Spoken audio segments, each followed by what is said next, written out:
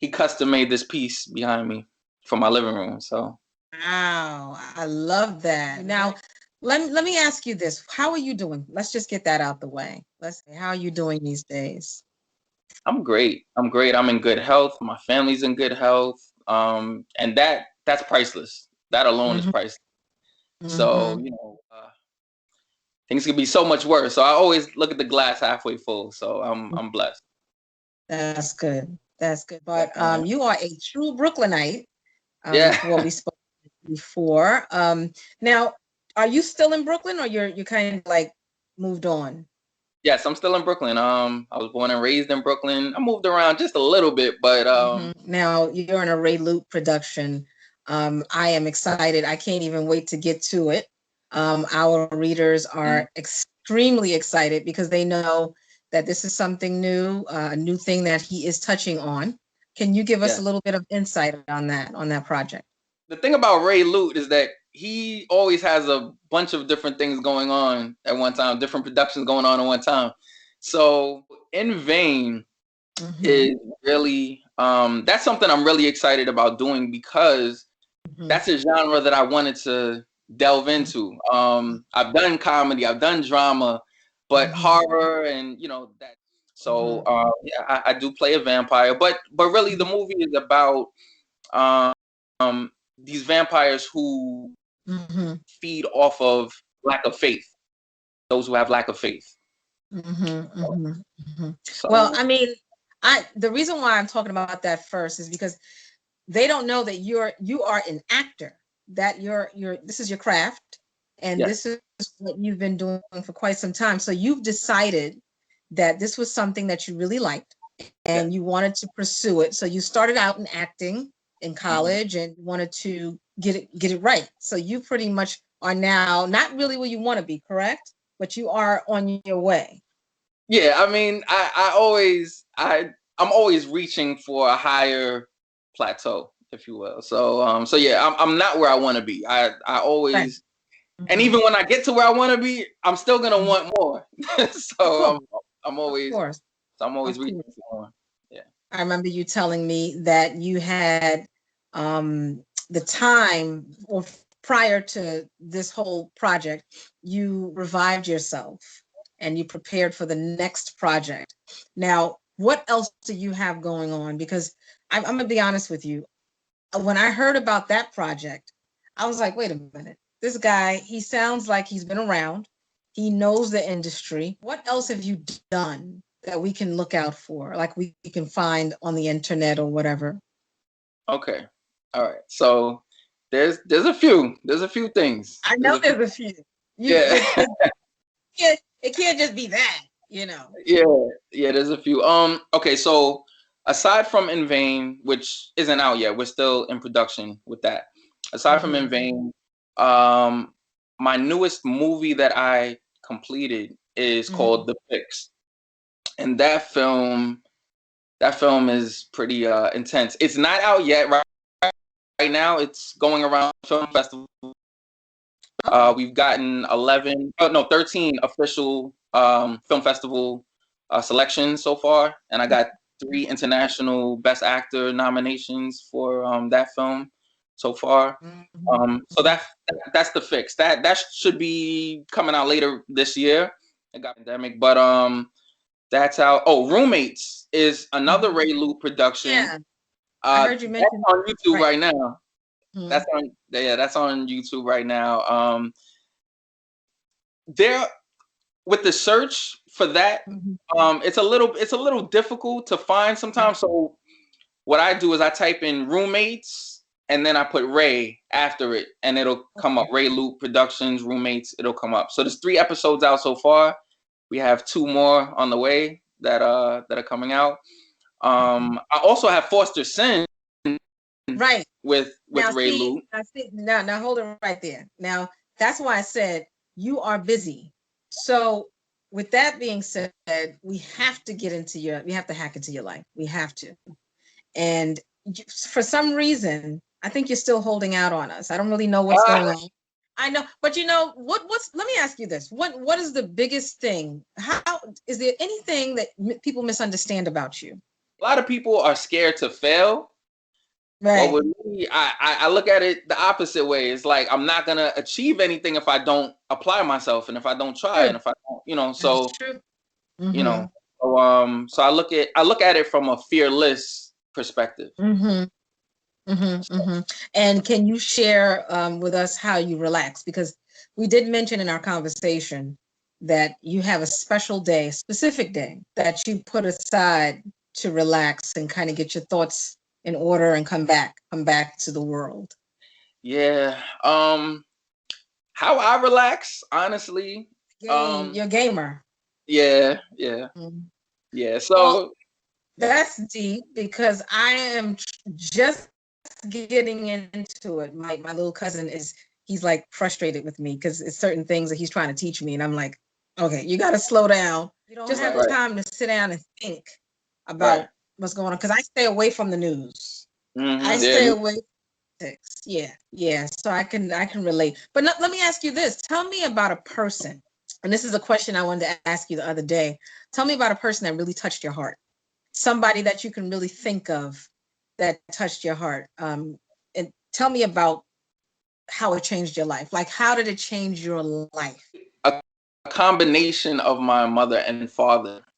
Right. I know that's two people, but they worked collectively in raising me. So Mm. I would have to say that because there are qualities that I took from the both of them Right. that transformed me into who I am today.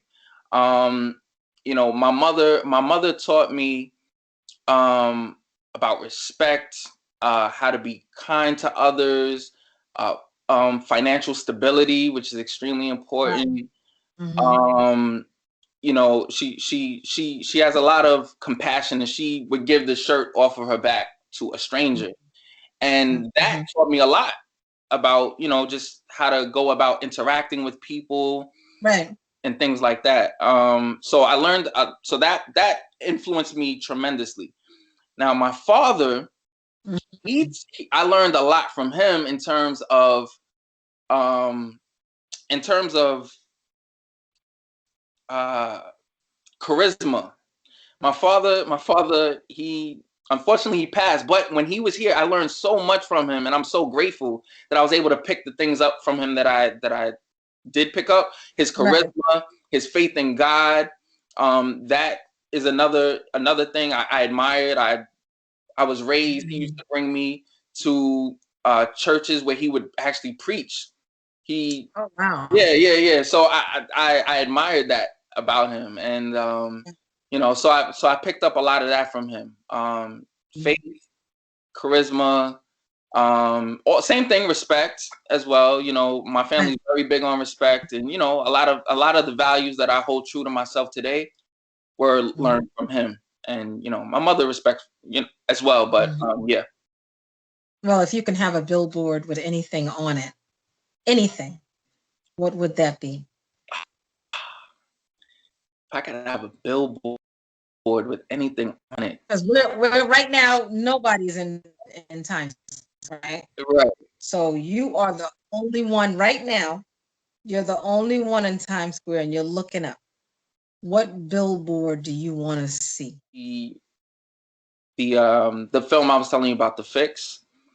Um yeah, because the cover of the poster to that film is very grabbing. It's a picture of me crying on my Mm-hmm. shoulder.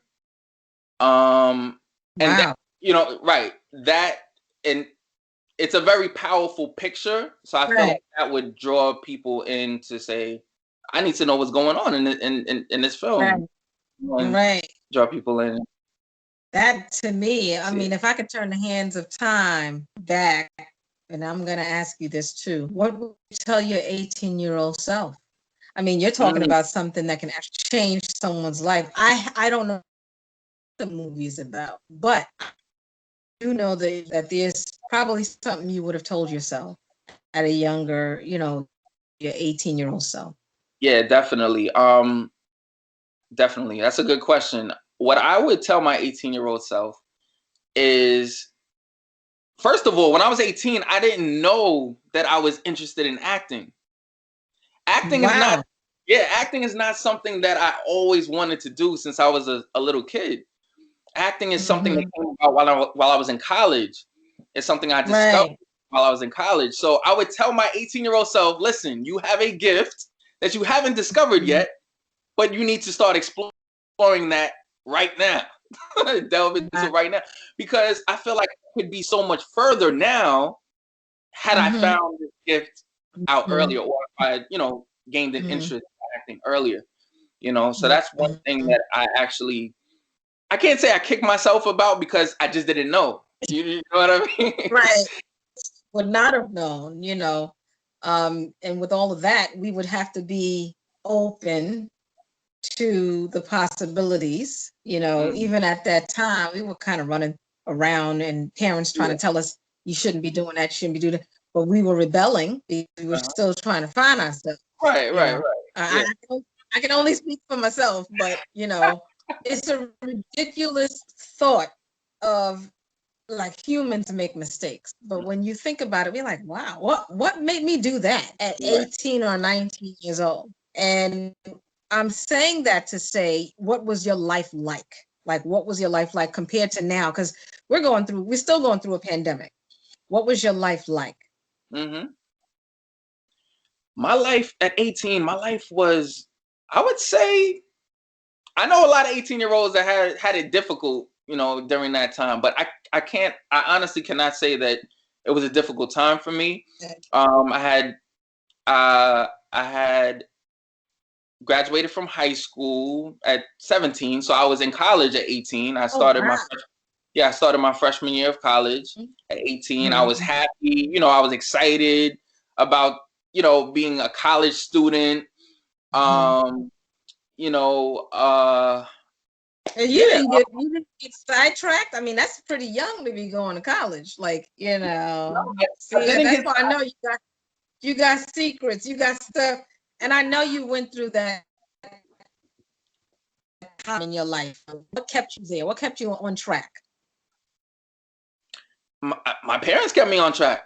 My family, I would say my family, because I have oh my goodness, I'm so blessed to have the family that I have.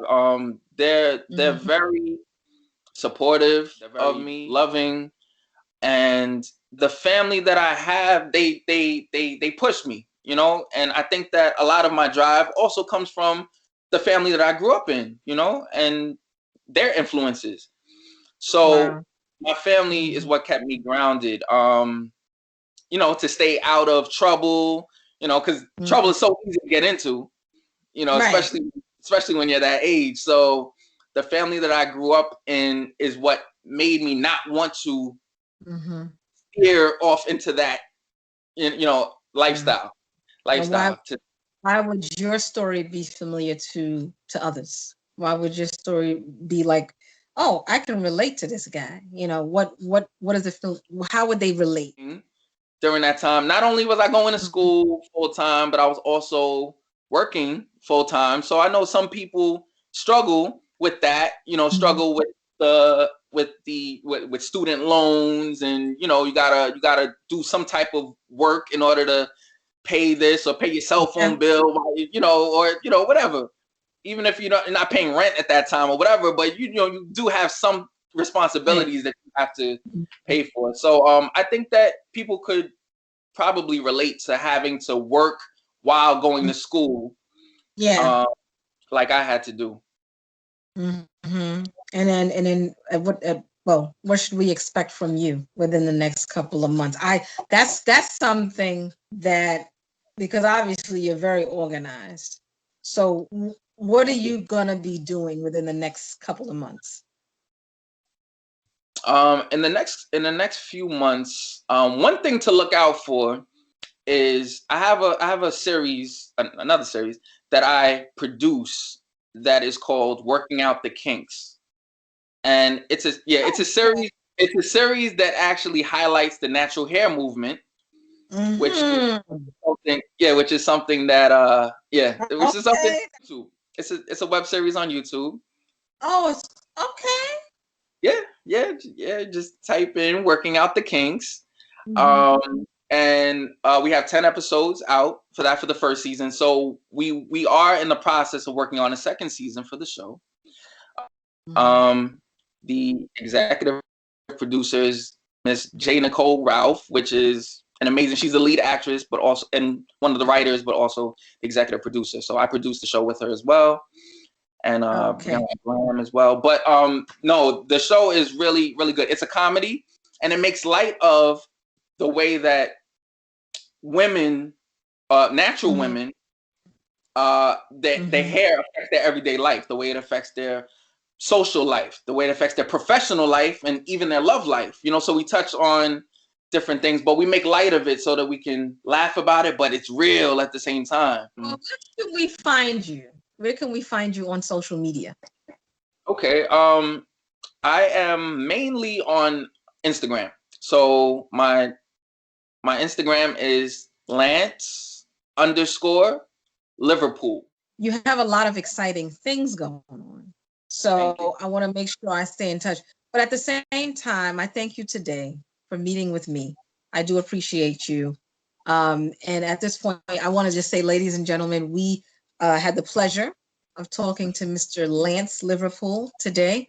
And let him know, get on his Instagram, bother him, let him know that you're interested in seeing whatever else he has coming up next. All right. And thanks so much for meeting with me. Nicole, thank you so much for having me. It's been a pleasure, really. I really do appreciate it. My pleasure.